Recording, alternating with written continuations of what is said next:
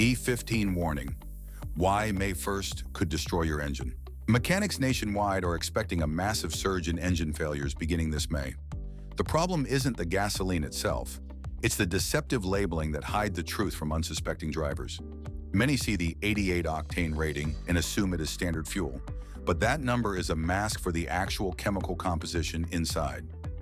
This lack of transparency is a ticking time bomb for your vehicle, leading to catastrophic damage before you even realize there is an issue. History shows that when fuel regulations shift quickly, the average consumer is left completely vulnerable. Gas stations won't warn you, and the nozzle will fit just fine. The responsibility to protect your car is yours alone. Here is the reality. The standard fuel you know is E10, containing 10% ethanol. This newer E15 blend increases that ethanol content to 15%. That small shift in alcohol concentration significantly alters how the fluid combusts and reacts with metal components. While the government cleared this for most cars built after 2001, your garage likely contains several machines that cannot handle it. For those who fail to read the fine print, the summer of 2026 is about to become a very costly lesson. Forbidden fuel. Who is excluded? The government's restriction list for a 15 is far more extensive than consumers suspect. Marine equipment and boats are prohibited, motorcycles are prohibited, commercial heavy-duty vehicles are prohibited, models made before 2001 are prohibited, mowers, trimmers, backup generators, pressure cleaners, and all handheld outdoor tools are prohibited.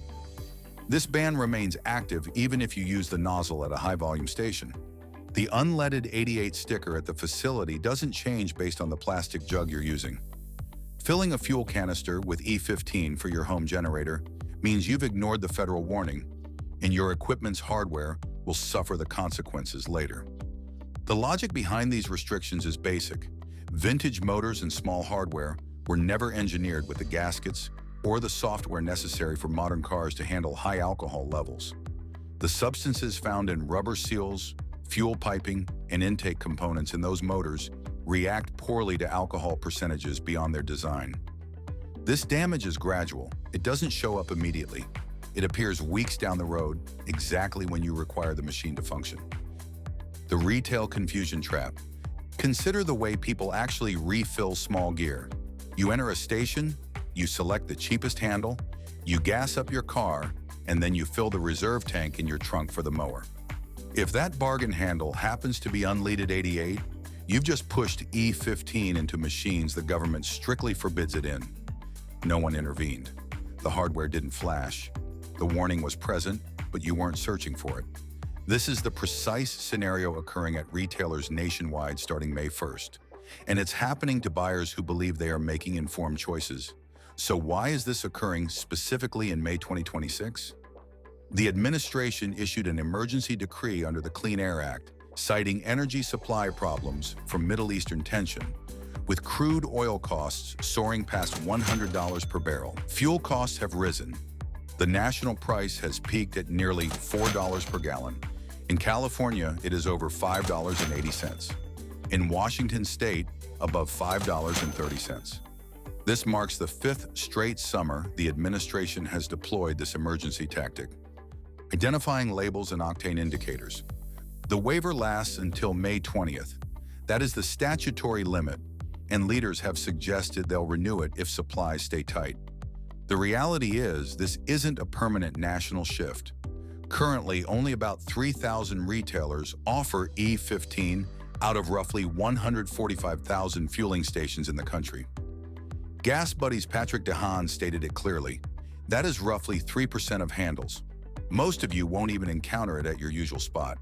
But the drivers who do must understand what they're seeing before they grab the low-cost handle.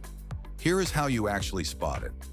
National law mandates a prominent warning sticker on every E15.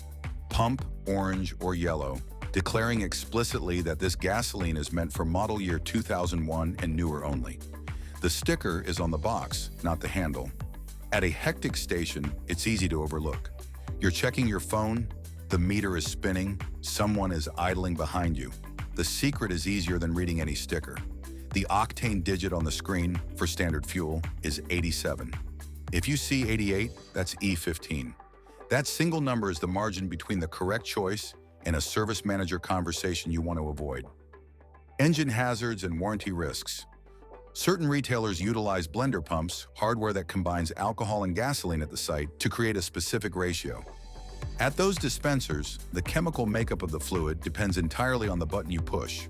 That makes the Octane digit on the screen the most certain indicator you have. Verify it every time. And regarding that service manager conversation, Consumer Reports checked the owner's guides for a 2025 Ram 1500 and a 2025 Subaru Forester. Both cited 15% alcohol as the absolute highest approved ratio, meaning E15 sits right at the limit the company will protect. If your guide lists E10 as the maximum and you've been using E15 through the summer, you've given the service shop a valid reason to reject a fuel system claim. That's not a minor detail. That's the type of evidence that costs consumers significant money when a component fails and the dealer reviews the fuel history. Consult your guide before you make this a routine, even in a car that was manufactured long after 2001. And if you're unsure where to find that data, check the gas filler flap. Many cars list the specific ethanol limit right there on the sticker inside the flap. The performance math. Here's the data the station is hoping you ignore. The Department of Energy's research is definitive. Ethanol contains less thermal energy per gallon than pure gasoline.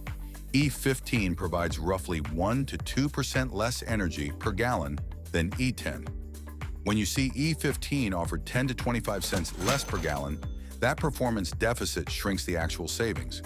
On a 30-mile-per-gallon sedan, it's likely still worth it.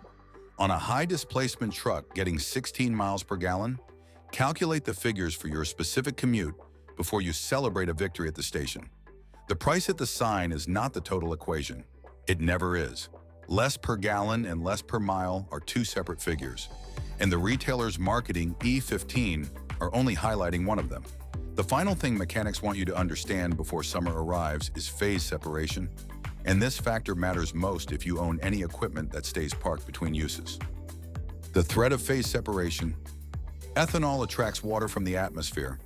In a fuel reservoir that is not being drained frequently, a boat, a tractor, or a backup generator, that alcohol sucks in moisture, and the water-ethanol blend separates from the gas and falls to the bottom of the tank. That's the deposit your pump sucks in first. In a small motor without digital sensors to adjust, the consequence is rough idling, internal rust, and sometimes a machine that will not turn over at all after sitting for several weeks. Marine technicians see this every spring. A boat sat all winter with ethanol-mixed fuel in the tank, humidity seeped its way in, and now the driver is facing a carburetor cleaning before the holiday even begins. And that invoice does not come cheap. The annoying part is that the damage occurred months prior with a gasoline choice that seemed like a bargain at the time. If you are fueling anything that will not be operated daily this summer, the ethanol level is not a trivial factor. Smart decisions for your garage. The smart consumer version of all this comes down to one inquiry. What else is in your shop? Your 2015 car running E15 at the right pump at the right price is likely a safe choice. Your boat, your bike, your generator, your saw. Those are the items that will remind you of this error slowly over the duration of a season, exactly when you need them to start. Wise buyers don't just check the price on the board, they evaluate the total cost of the path. Fuel economy, mechanical danger, warranty protection, and they make the choice with the full picture in mind. That's the margin between saving cents at the nozzle and paying for it in the shop later. The station is offering you a bargain this summer. The savings are real for some of you. For others, the sticker is doing exactly what it was designed to do. It resembles something it isn't. Now you grasp the reality. And if someone you know has a boat, a bike, or a shed full of small tools, they should hear this before May 1st.